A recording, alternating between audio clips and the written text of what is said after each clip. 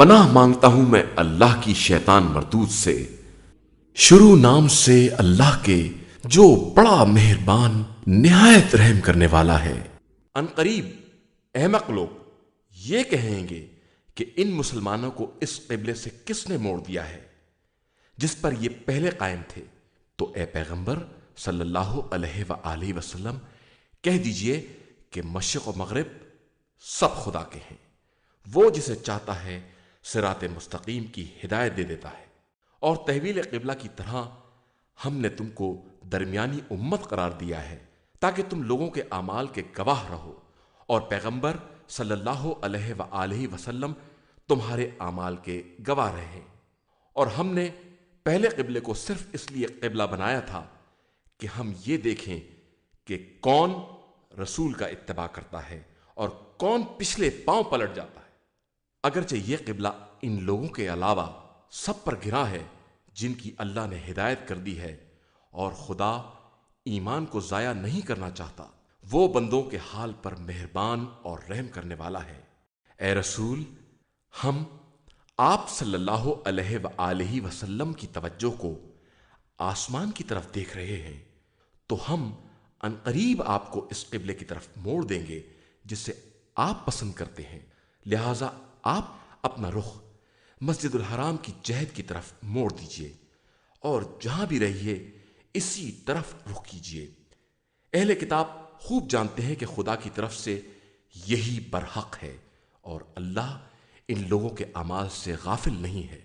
اگر آپ صلی اللہ علیہ وآلہ وسلم ان اہل کتاب کے پاس تمام آیتیں بھی پیش کر دیں کہ یہ آپ کے قبلے کو مان لیں تو ہرگز نہ مانیں گے، اور آپ بھی ان کے قبلے کو نہ مانیں گے، اور یہ آپس میں بھی ایک دوسرے کے قبلے کو نہیں مانتے۔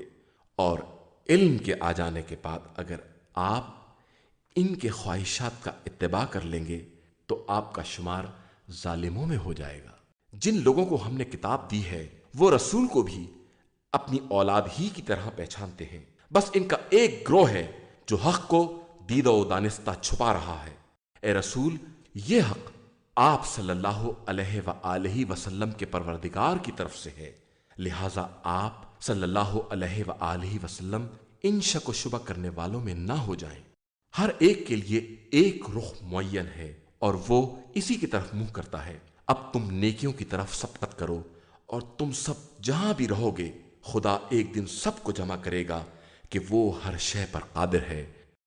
پیغمبر آپ صلی اللہ علیہ وآلہ وسلم جہاں سے باہر نکلیں اپنا رخ مسجد الحرام کی سمت ہی رکھیں کہ یہی پروردگار کی طرف سے حق ہے، اور اللہ تم لوگوں کے اعمال سے غافل نہیں ہے۔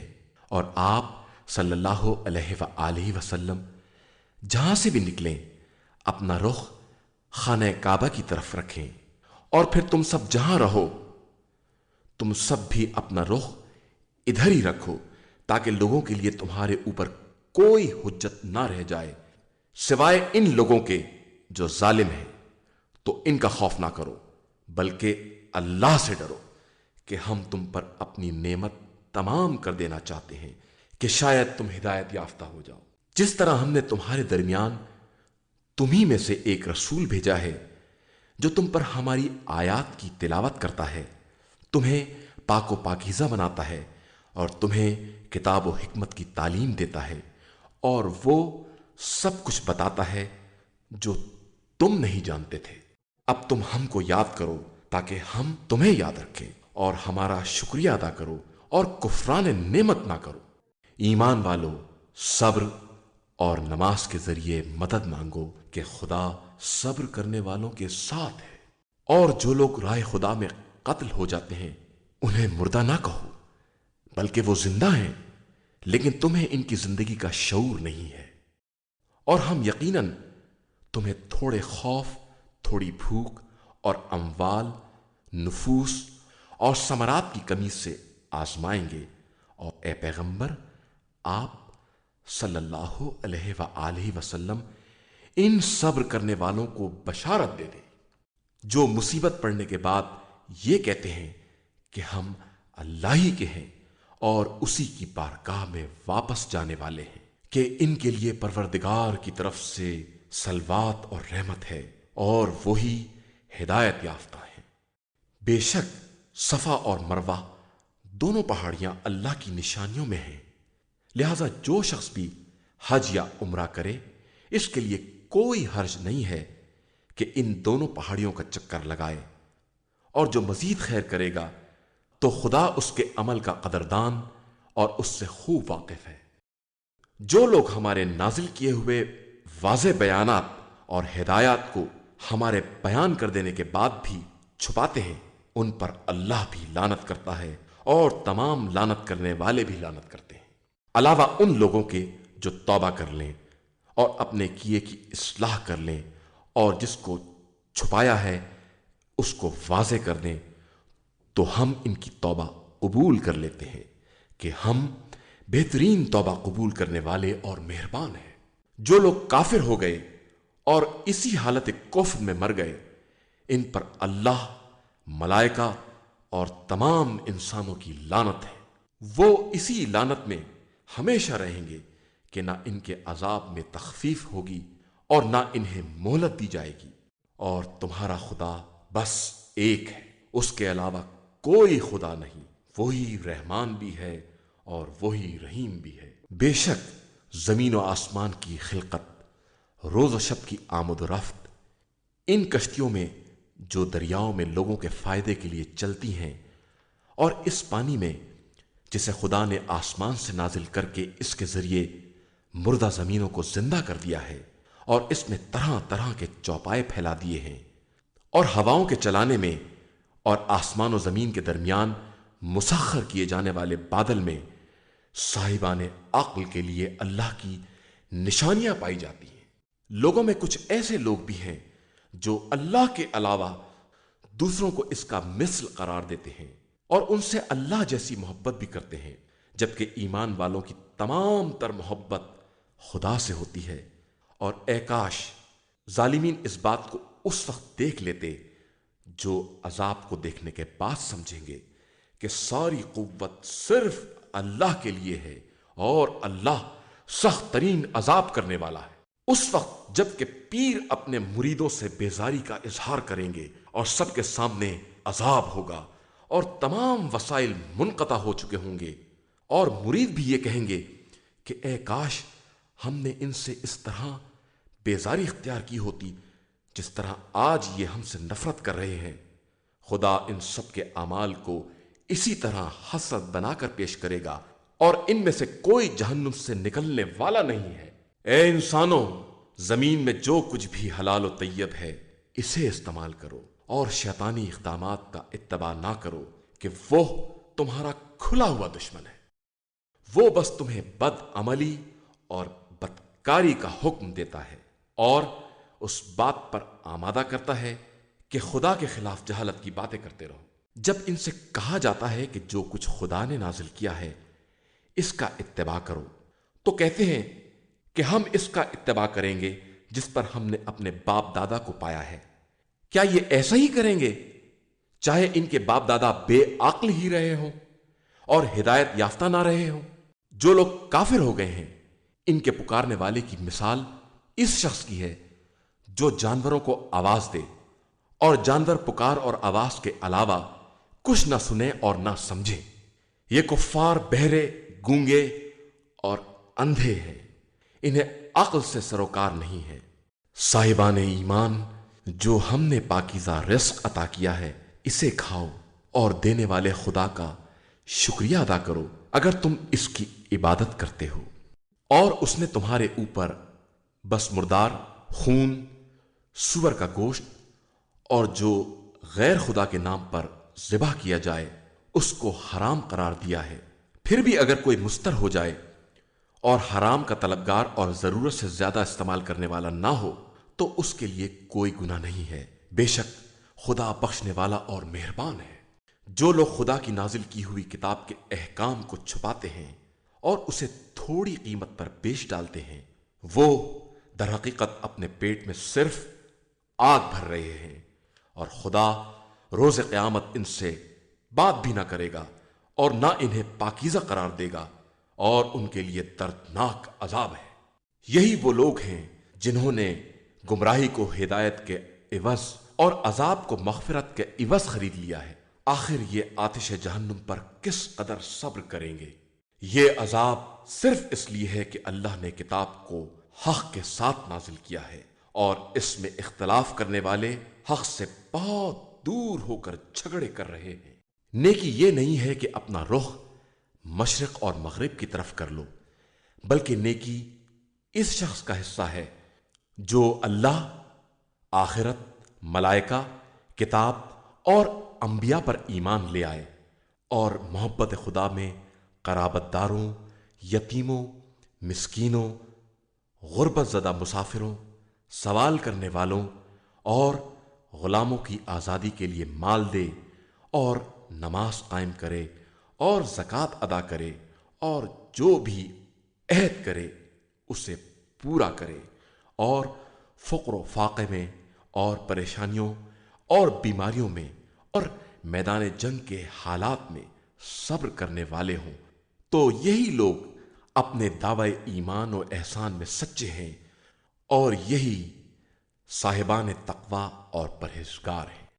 ایمان والو، تمہارے اوپر مقتولین کے بارے میں قصاص لکھ دیا گیا ہے، آزاد کے بدلے آزاد اور غلام کے بدلے غلام اور عورت کے بدلے عورت۔ اب اگر کسی کو مقتول کے وارث کی طرف سے معافی مل جائے تو نیکی کا اتباع کرے اور احسان کے ساتھ اس کے حق کو ادا کر دے، یہ پروردگار کی طرف سے تمہارے حق میں تخفیف اور رحمت ہے۔ لیکن اب جو شخص زیادتی کرے گا اس کے لیے دردناک عذاب بھی ہے۔ صاحبان عقل، تمہارے لیے قصاص میں زندگی ہے کہ شاید تم اس سے متقی بن جاؤ۔ تمہارے اوپر یہ بھی لکھ دیا ہے کہ تم میں سے کسی کی موت سامنے آ جائے تو اگر کوئی مال چھوڑا ہے تو اپنے ماں باپ اور قرابت داروں کے لیے وصیت کر دے۔ یہ صاحبان تقوی پر ایک طرح کا حق ہے۔ اس کے بعد وصیت کو سن کر جو شخص تبدیل کر دے گا اس کا گناہ تبدیل کرنے والے پر ہوگا، تم پر نہیں۔ خدا سب کا سننے والا اور سب کے حالات سے باخبر ہے۔ پھر اگر کوئی شخص وصیت کرنے والے کی طرف سے طرفداری یا ناانصافی کا خوف رکھتا ہو اور وہ ورثے میں صلح کرا دے تو اس پر کوئی گناہ نہیں ہے۔ اللہ بڑا بخشنے والا اور مہربان ہے۔ صاحبان ایمان، تمہارے اوپر روزے اسی طرح لکھ دیے گئے ہیں جس طرح تمہارے پہلے والوں پر لکھے گئے تھے، شاید تم اسی طرح متقی بن۔ یہ روزے صرف چند دن کے ہیں، لیکن اس کے بعد بھی کوئی شخص مریض ہے یا سفر میں ہے تو اتنے ہی دن دوسرے زمانے میں رکھ لے گا۔ اور جو لوگ صرف شدت اور مشقت کی بنا پر روزے نہیں رکھ سکتے ہیں وہ ایک مسکین کو کھانا کھلا دیں، اور اگر اپنی طرف سے زیادہ نیکی کر دیں تو اور بہتر ہے، لیکن روزہ رکھنا بہرحال تمہارے حق میں بہتر ہے اگر تم صاحبان علم و خبر ہو۔ ماہ رمضان وہ مہینہ ہے جس میں قرآن نازل کیا گیا ہے جو لوگوں کے لیے ہدایت ہے، اور اس میں ہدایت اور حق و باطل کے امتیاز کی واضح نشانیاں موجود ہیں۔ لہذا جو شخص اس مہینے میں حاضر رہے اس کا فرض ہے کہ روزے رکھے، اور جو مریض یا مسافر ہو وہ اتنے ہی دن دوسرے زمانے میں رکھے۔ خدا تمہارے بارے میں آسانی چاہتا ہے، زحمت نہیں چاہتا، اور اتنے ہی دن کا حکم اس لیے ہے کہ تم عدد پورے کر دو اور اللہ کی دی ہوئی ہدایت پر اس کی کبریائی کا اقرار کرو، اور شاید اس طرح تم اس کے شکر گزار بندے بن جاؤ۔ اور پیغمبر صلی اللہ علیہ وآلہ وسلم، اگر میرے بندے تم سے میرے بارے میں سوال کریں تو میں ان سے قریب ہوں، پکارنے والے کی آواز سنتا ہوں جب بھی پکارتا ہے، لہذا مجھ سے طلب قبولیت کریں اور مجھی پر ایمان و اعتماد رکھیں کہ شاید اس طرح راہ راست پر آ جائیں۔ تمہارے لیے ماہ رمضان کی رات میں عورتوں کے پاس جانا حلال کر دیا گیا ہے، وہ تمہارے لیے پردہ پوش ہیں اور تم ان کے لیے۔ خدا کو معلوم ہے کہ تم اپنے ہی نفس سے خیانت کرتے تھے تو اس نے تمہاری توبہ قبول کر کے تمہیں معاف کر دیا۔ اب تم با اطمینان مباشرت کرو، اور جو خدا نے تمہارے لیے مقدر کیا ہے اس کی آرزو کرو، اور اس وقت تک کھا پی سکتے ہو جب تک فجر کا سیاہ ڈورا سفید ڈورے سے نمایاں نہ ہو جائے۔ اس کے بعد رات کی سیاہی تک روزہ پورا کرو، اور خبردار مسجدوں میں اعتکاف کے موقع پر عورتوں سے مباشرت نہ کرنا۔ یہ سب مقررہ حدود الہی ہے، ان کے قریب بھی نہ جانا۔ اللہ اس طرح اپنی آیتوں کو لوگوں کے لیے واضح طور پر بیان کرتا ہے کہ شاید وہ متقی اور پرہیزگار بن جائیں۔ اور خبردار، ایک دوسرے کا مال ناجائز طریقے سے نہ کھانا اور نہ حکام کے حوالے کر دینا کہ رشوت دے کر حرام طریقے سے لوگوں کے اموال کو کھا جاؤ، جبکہ تم جانتے ہو کہ یہ تمہارا مال نہیں ہے۔ اے پیغمبر، یہ لوگ آپ صلی اللہ علیہ وآلہ وسلم سے چاند کے بارے میں سوال کرتے ہیں، تو فرما دیجئے کہ یہ لوگوں کے لیے اور حج کے لیے وقت معلوم کرنے کا ذریعہ ہے، اور یہ کوئی نیکی نہیں ہے کہ مکانات میں پچھواڑے کی طرف سے آؤ، بلکہ نیکی ان کے لیے ہے جو پرہیزگار ہوں اور مکانات میں دروازوں کی طرف سے آئیں، اور اللہ سے ڈرو، شاید تم کامیاب ہو جاؤ۔ جو لوگ تم سے جنگ کرتے ہیں، تم بھی ان سے رائے خدا میں جہاد کرو، اور زیادتی نہ کرو کہ خدا زیادتی کرنے والوں کو دوست نہیں رکھتا۔ اور ان مشرکوں کو جہاں پاؤ قتل کر دو، اور جس طرح انہوں نے تم کو آوارۂ وطن کر دیا ہے، تم بھی انہیں نکال باہر کر دو۔ اور فتنہ پردازی تو قتل سے بھی بدتر ہے، اور ان سے مسجد الحرام کے پاس اس وقت تک جنگ نہ کرنا جب تک وہ تم سے جنگ نہ کریں۔ اس کے بعد جنگ چھیڑ دیں تو تم بھی چپ نہ بیٹھو اور جنگ کرو، کہ یہی کافرین کی سزا ہے۔ پھر اگر جنگ سے باز آ جائیں تو خدا بڑا بخشنے والا اور مہربان ہے۔ اور ان سے اس وقت تک جنگ جاری رکھو جب تک سارا فتنہ ختم نہ ہو جائے اور دین صرف اللہ کا نہ رہ جائے۔ پھر اگر وہ لوگ باز آ جائیں تو ظالمین کے علاوہ کسی پر زیادتی جائز نہیں ہے۔ شہر حرام کا جواب شہر حرام ہے، اور حرمات کا بھی قصاص ہے، لہذا جو تم پر زیادتی کرے تم بھی ویسا ہی برتاؤ کرو جیسی زیادتی اس نے کی ہے، اور اللہ سے ڈرتے رہو، اور یہ سمجھ لو کہ خدا پرہیزگاروں ہی کے ساتھ ہے۔ اور راہ خدا میں خرچ کرو، اور اپنے نفس کو ہلاکت میں نہ ڈالو۔ نیک برتاؤ کرو کہ خدا نیک عمل کرنے والوں کے ساتھ ہے۔ حج اور عمرہ کو اللہ کے لیے تمام کرو۔ اب اگر گرفتار ہو جاؤ تو جو قربانی ممکن ہو دے دو، اور اس وقت تک سر نہ منڈواؤ جب تک قربانی اپنی منزل تک نہ پہنچ جائے۔ اب جو تم میں سے مریض ہے یا اس کے سر میں کوئی تکلیف ہے تو وہ روزہ یا صدقہ یا قربانی دے دے۔ پھر جب اطمینان ہو جائے تو جس نے عمرہ سے حج تمتع کا ارادہ کیا ہے وہ ممکنہ قربانی دے دے، اور قربانی نہ مل سکے تو 3 روزے حج کے دوران اور 7 واپس آنے کے بعد رکھے، کہ اس طرح 10 پورے ہو جائیں۔ یہ حج تمتع اور قربانی ان لوگوں کے لیے ہے جن کے اہل مسجد الحرام کے حاضر شمار نہیں ہوتے۔ اور اللہ سے ڈرتے رہو، اور یاد رکھو کہ خدا کا عذاب بہت سخت ہے۔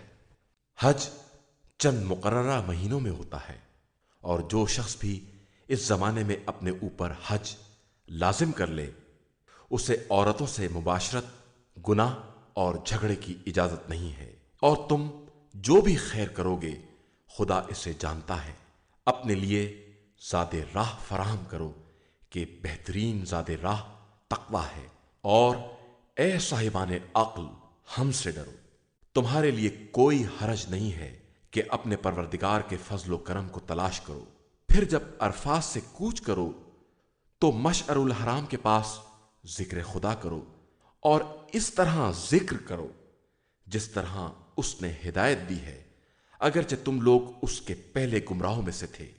پھر تمام لوگوں کی طرح تم بھی کوچ کرو اور اللہ سے استغفار کرو کہ اللہ بڑا بخشنے والا اور مہربان ہے۔ پھر جب سارے مناسک تمام کر لو تو خدا کو اسی طرح یاد رکھو جس طرح اپنے باپ دادا کو یاد کرتے ہو، بلکہ اس سے بھی زیادہ کہ بعض لوگ ایسے ہیں جو کہتے ہیں کہ پروردگار ہمیں دنیا ہی میں نیکی دے دے اور ان کا آخرت میں کوئی حصہ نہیں ہے، اور بعض کہتے ہیں کہ پروردگار ہمیں دنیا میں بھی نیکی عطا فرما اور آخرت میں بھی، اور ہم کو عذاب جہنم سے محفوظ فرما۔ یہی وہ لوگ ہیں جن کے لیے ان کی کمائی کا حصہ ہے، اور خدا بہت جلد حساب کرنے والا ہے۔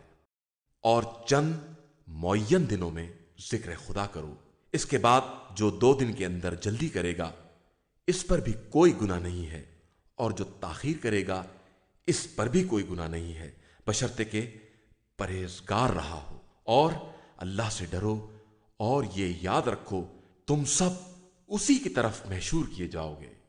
انسانوں میں ایسے لوگ بھی ہیں جن کی باتیں زندگانی دنیا میں بھلی لگتی ہیں، اور وہ اپنے دل کی باتوں پر خدا کو گواہ بناتے ہیں، حالانکہ وہ بدترین دشمن ہے۔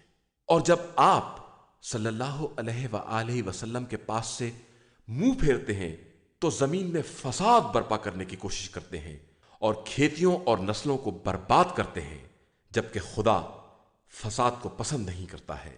جب ان سے کہا جاتا ہے کہ تقوی الہی اختیار کرو تو غرور گناہ کے آڑے آ جاتا ہے۔ ایسے لوگوں کے لیے جہنم کافی ہے جو بدترین ٹھکانہ ہے۔ اور لوگوں میں وہ بھی ہیں جو اپنے نفس کو مرضی پروردگار کے لیے بیچ ڈالتے ہیں، اور اللہ اپنے بندوں پر بڑا مہربان ہے۔ ایمان والو، تم سب مکمل طریقے سے اسلام میں داخل ہو جاؤ اور شیطانی اقدامات کا اتباع نہ کرو کہ وہ تمہارا کھلا ہوا دشمن ہے۔ پھر اگر کھلی نشانیوں کے آ جانے کے بعد لغزش پیدا ہو جائے تو یاد رکھو کہ خدا سب پر غالب ہے اور صاحب حکمت ہے۔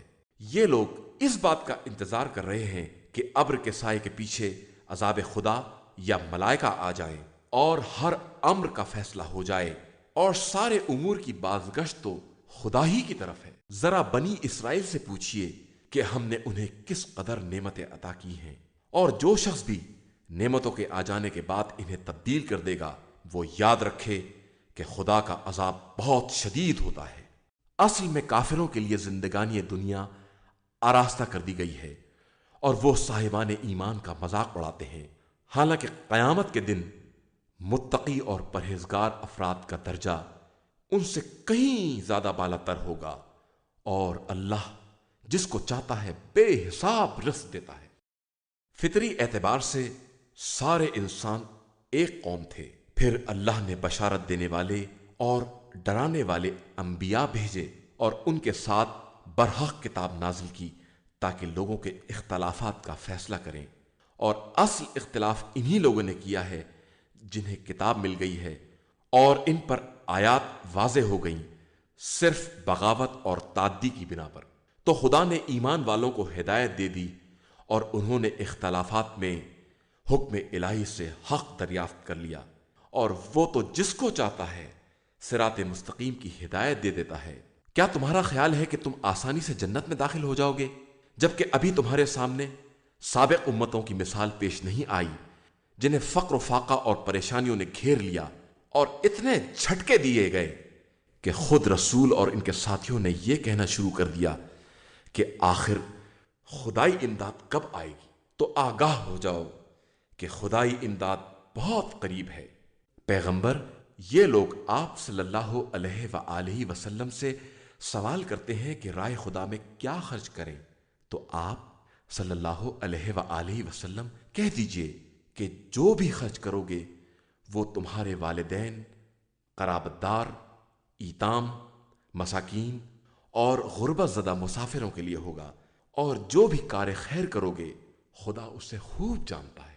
تمہارے اوپر جہاد فرض کیا گیا ہے اور وہ تمہیں ناگوار ہے، اور یہ ممکن ہے کہ جسے تم برا سمجھتے ہو وہ تمہارے حق میں بہتر ہو، اور جسے تم دوست رکھتے ہو وہ برا ہو۔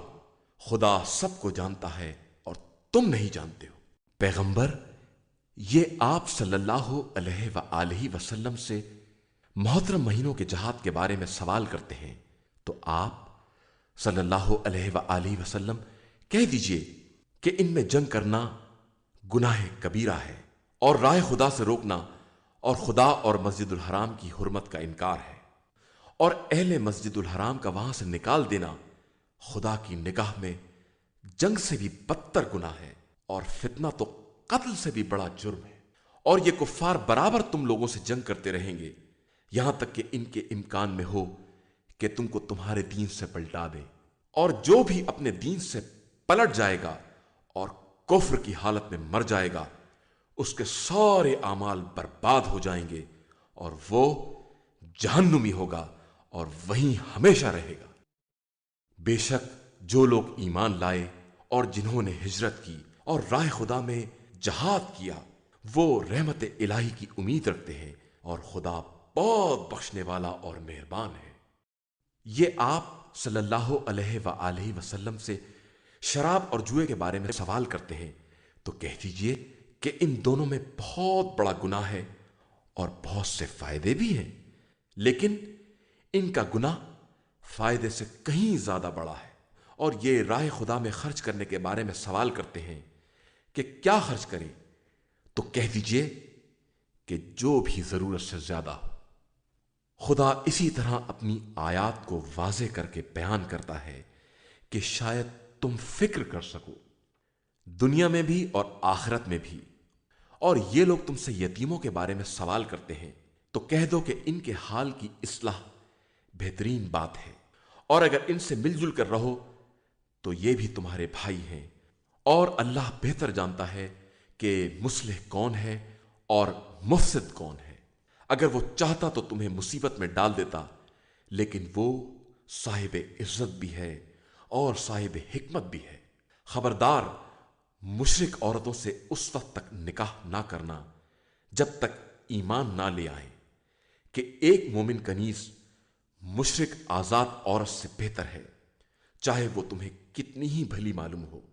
اور مشرکین کو بھی لڑکیاں نہ دینا جب تک مسلمان نہ ہو جائیں کہ مسلمان غلام آزاد مشرک سے بہتر ہے، چاہے وہ تمہیں کتنا ہی اچھا کیوں نہ معلوم ہو۔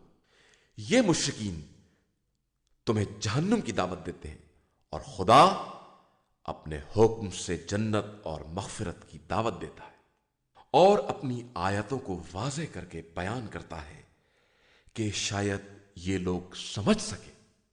اور اے پیغمبر صلی اللہ علیہ وآلہ وسلم، یہ لوگ تم سے ایام حیض کے بارے میں سوال کرتے ہیں تو کہہ دو کہ حیض ایک اذیت اور تکلیف ہے، لہذا اس زمانے میں عورتوں سے الگ رہو، اور جب تک پاک نہ ہو جائیں ان کے قریب نہ جاؤ، پھر جب پاک ہو جائیں تو جس طرح سے خدا نے حکم دیا ہے اس طرح سے ان کے پاس جاؤ۔ بتحقیق خدا توبہ کرنے والوں اور پاکیزہ رہنے والوں کو دوست رکھتا ہے۔ تمہاری عورتیں تمہاری کھیتیاں ہیں، لہذا اپنی کھیتی میں جہاں چاہو داخل ہو جاؤ، اور اپنے واسطے پیشگی اعمال خدا کی بارگاہ میں بھیج دو اور اس سے ڈرتے رہو۔ یہ سمجھو کہ تمہیں اس سے ملاقات کرنا ہے، اور صاحبان ایمان کو بشارت دے دو۔ خبردار، خدا کو اپنی قسموں کا نشانہ نہ بناؤ کہ قسموں کو نیکی کرنے، تقوی اختیار کرنے اور لوگوں کے درمیان اصلاح کرنے میں مانے بنا دو۔ اللہ سب کچھ سننے اور جاننے والا ہے۔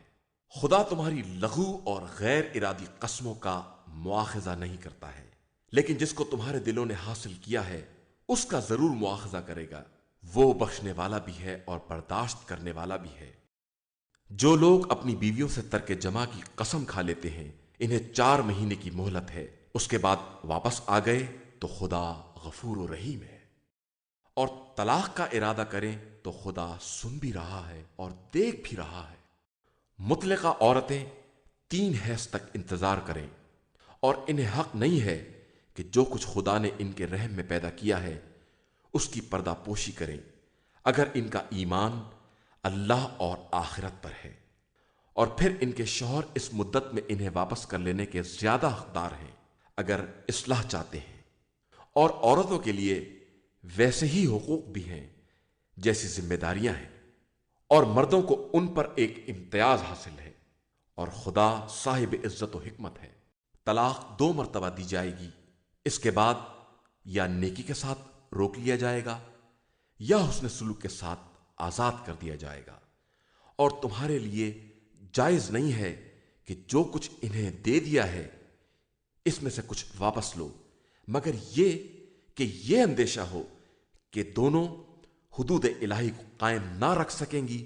تو جب تمہیں یہ خوف پیدا ہو جائے کہ دونوں حدود الہی کو قائم نہ رکھ سکیں گی تو دونوں کے لیے آزادی ہے اس فدیے کے بارے میں جو عورت مرد کو دے، لیکن یہ حدود الہیہ ہے، ان سے تجاوز نہ کرنا، اور جو حدود الہی سے تجاوز کرے گا وہ ظالمین میں شمار ہوگا۔ پھر اگر تیسری مرتبہ طلاق دے دی تو عورت مرد کے لیے حلال نہ ہوگی یہاں تک کہ دوسرا شوہر کرے۔ پھر اگر وہ طلاق دے دے تو دونوں کے لیے کوئی حرج نہیں ہے کہ آپس میں میل کر لیں اگر یہ خیال ہے کہ حدود الہیہ کو قائم رکھ سکیں گے۔ یہ حدود الہیہ ہیں جنہیں خدا صاحبان علم و اطلاع کے لیے واضح طور سے بیان کر رہا ہے۔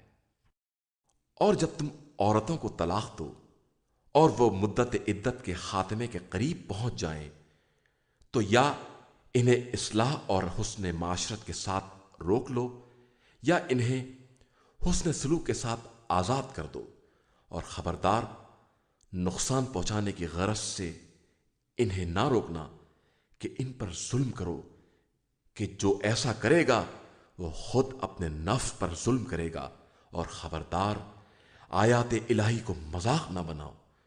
خدا کی نعمت کو یاد کرو، اس نے کتاب و حکمت کو تمہاری نصیحت کے لیے نازل کیا ہے، اور اللہ سے ڈرو کہ وہ ہر شے کا جاننے والا ہے۔ اور جب تم لوگ عورتوں کو طلاق دو اور ان کی مدت عدت پوری ہو جائے تو خبردار انہیں شوہر کرنے سے نہ روکنا اگر وہ شوہروں کے ساتھ نیک سلوک پر راضی ہو جائے۔ اس حکم کے ذریعے خدا انہیں نصیحت کرتا ہے جن کا ایمان اللہ اور روز آخرت پر ہے، اور ان احکام پر عمل تمہارے لیے باعث تزکیہ بھی ہے اور باعث طہارت بھی۔ اللہ سب کچھ جانتا ہے اور تم نہیں جانتے ہو۔ اور مائیں اپنی اولاد کو 2 برس کامل دودھ پلائیں گی۔ جو رضاعت کو پورا کرنا چاہے گا، اس درمیان صاحب اولاد کا فرض ہے کہ ماؤں کی روٹی اور کپڑے کا مناسب طریقے سے انتظام کرے۔ کسی شخص کو اس کی وسعت سے زیادہ تکلیف نہیں دی جا سکتی۔ نہ ماں کو اس کی اولاد کے ذریعے تکلیف دینے کا حق ہے اور نہ باپ کو اس کی اولاد کے ذریعے، اور وارث کی بھی ذمہ داری ہے کہ وہ اسی طرح اجرت کا انتظام کرے۔ پھر اگر دونوں باہمی رضامندی اور مشورے سے دودھ چھڑانا چاہیں تو کوئی حرج نہیں ہے، اور اگر تم اپنی اولاد کے لیے دودھ پلانے والی تلاش کرنا چاہو تو اس میں بھی کوئی حرج نہیں ہے، بشرطے کہ متعارف طریقے کی اجرت ادا کر دو۔ اور اللہ سے ڈرو اور یہ سمجھو کہ وہ تمہارے اعمال کو خوب دیکھ رہا ہے۔ اور جو لوگ تم میں سے بیویاں چھوڑ کر مر جائیں، ان کی بیویاں 4 مہینے 10 دن انتظار کریں۔ جب یہ مدت پوری ہو جائے تو جو مناسب کام اپنے حق میں کریں، اس میں کوئی حرج نہیں ہے۔ خدا تمہارے اعمال سے خوب باخبر ہے۔ تمہارے لیے نکاح کے پیغام کی پیشکش یا دل ہی دل میں پوشیدہ ارادے میں کوئی حرج نہیں ہے۔ خدا کو معلوم ہے کہ تم بعد میں ان سے تذکرہ کرو گے، لیکن فی الحال خفیہ وعدہ بھی نہ لو، صرف کوئی نیک بات کہہ دو تو کوئی حرج نہیں ہے۔ اور جب تک مقررہ مدت پوری نہ ہو جائے عقد نکاح کا ارادہ نہ کرنا۔ یہ یاد رکھو کہ خدا تمہارے دل کی باتیں خوب جانتا ہے، لہذا اس سے ڈرتے رہو اور یہ جان لو کہ وہ غفور بھی ہے اور حلیم و بردبار بھی۔ اور تم پر کوئی ذمہ داری نہیں ہے اگر تم نے عورتوں کو اس وقت طلاق دے دی جبکہ ان کو چھوا بھی نہیں ہے اور ان کے لیے کوئی مہر بھی معین نہیں کیا ہے، البتہ انہیں کچھ مال و متاع دے دو، مالدار اپنی حیثیت کے مطابق اور غریب اپنی حیثیت کے مطابق۔ یہ متاع بقدر مناسب ہونا ضروری ہے کہ یہ نیک کرداروں پر ایک حق ہے۔ اور اگر تم نے ان کو چھونے سے پہلے طلاق دے دی اور ان کے لیے مہر معین کر چکے تھے تو معین مہر کا نصف دینا ہوگا، مگر یہ کہ وہ خود معاف کر دیں یا ان کا ولی معاف کر دے، اور معاف کر دینا تقوی سے زیادہ قریب تر ہے۔ اور آپس میں بزرگی کو فراموش نہ کرو، خدا تمہارے اعمال کو خوب دیکھ رہا ہے۔ اپنی تمام نمازوں اور بالخصوص نماز وسطی کی محافظت اور پابندی کرو، اور اللہ کی بارگاہ میں خشوع و خضوع کے ساتھ کھڑے ہو جاؤ۔ پھر اگر خوف کی حالت ہو تو پیدل سوار جس طرح ممکن ہو نماز ادا کرو، اور جب اطمینان ہو جائے تو اس طرح ذکر خدا کرو جس طرح اس نے تمہاری لا علمی میں تمہیں بتایا ہے۔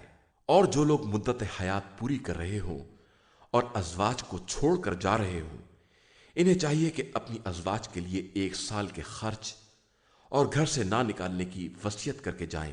پھر اگر وہ خود سے نکل جائیں تو تمہارے لیے کوئی حرج نہیں ہے۔ وہ اپنے بارے میں جو بھی مناسب کام انجام دیں، خدا صاحب عزت اور صاحب حکمت بھی ہے۔ اور مطلقات کے لیے مناسب مال و متاع ضروری ہے کہ یہ صاحبان تقوی پر ایک حق ہے۔ اسی طرح پروردگار اپنی آیات کو بیان کرتا ہے کہ شاید تمہیں عقل آ جائے۔ کیا تم نے ان لوگوں کو نہیں دیکھا جو ہزاروں کی تعداد میں اپنے گھروں سے نکل پڑے موت کے خوف سے، اور خدا نے انہیں موت کا حکم دے دیا اور پھر زندہ کر دیا؟ کہ خدا لوگوں پر بہت فضل کرنے والا ہے، لیکن اکثر لوگ شکریہ نہیں ادا کرتے ہیں۔ اور راہ خدا میں جہاد کرو، اور یاد رکھو کہ خدا سننے والا بھی ہے اور جاننے والا بھی ہے۔ کون ہے جو خدا کو قرض حسن دے اور پھر خدا اسے کئی گنا کر کے واپس کر دے؟ خدا کم بھی کر سکتا ہے اور زیادہ بھی، اور تم سب اسی کی بارگاہ میں پلٹائے جاؤ گے۔ کیا تم نے موسیٰ کے بعد بنی اسرائیل کی اس جماعت کو نہیں دیکھا جس نے اپنے نبی سے کہا کہ ہمارے واسطے ایک بادشاہ مقرر کیجئے تاکہ ہم راہ خدا میں جہاد کریں؟ نبی نے فرمایا کہ اندیشہ یہ ہے کہ تم پر جہاد واجب ہو جائے تو تم جہاد نہ کرو۔ ان لوگوں نے کہا کہ ہم کیوں کر جہاد نہ کریں گے جبکہ ہمیں ہمارے گھروں اور بال بچوں سے الگ نکال باہر کر دیا گیا ہے۔ اس کے بعد جب جہاد واجب کر دیا گیا تو تھوڑے سے افراد کے علاوہ سب منحرف ہو گئے، اور اللہ ظالمین کو خوب جانتا ہے۔ ان کے پیغمبر نے کہا کہ اللہ نے تمہارے لیے طالوت کو حاکم مقرر کیا ہے۔ ان لوگوں نے کہا کہ یہ کس طرح حکومت کریں گے، ان کے پاس تو مال کی فراوانی نہیں ہے، ان سے زیادہ تو ہم ہی حقدار حکومت ہے۔ نبی نے جواب دیا کہ انہیں اللہ نے تمہارے لیے منتخب کیا ہے اور علم و جسم میں وسعت عطا فرمائی ہے، اور اللہ جسے چاہتا ہے اپنا ملک دے دیتا ہے کہ وہ صاحب وسعت بھی ہے اور صاحب علم بھی۔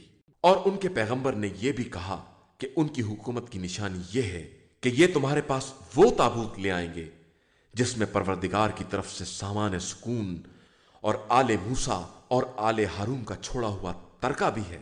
اس تابوت کو ملائکہ اٹھائے ہوئے ہوں گے، اور اس میں تمہارے لیے قدرت پروردگار کی نشانی بھی ہے اگر تم صاحبان ایمان ہو۔ اس کے بعد جب طالوت لشکر لے کر چلے تو انہوں نے کہا کہ اب خدا ایک نہر کے ذریعے تمہارا امتحان لینے والا ہے، جو اس میں سے پی لے گا وہ مجھ سے نہ ہوگا، اور جو نہ چکھے گا وہ مجھ سے ہوگا، مگر یہ کہ ایک چلو پانی لے لے۔ نتیجہ یہ ہوا کہ سب نے پانی پی لیا سوائے چند افراد۔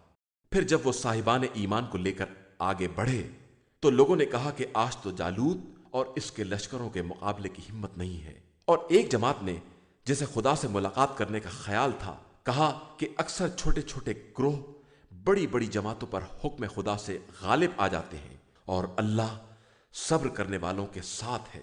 اور یہ لوگ جب جالوت اور اس کے لشکروں کے مقابلے کے لیے نکلے تو انہوں نے کہا کہ خدایا ہمیں بے پناہ صبر عطا فرما، ہمارے قدموں کو ثبات دے اور ہمیں کافروں کے مقابلے میں نصرت عطا فرما۔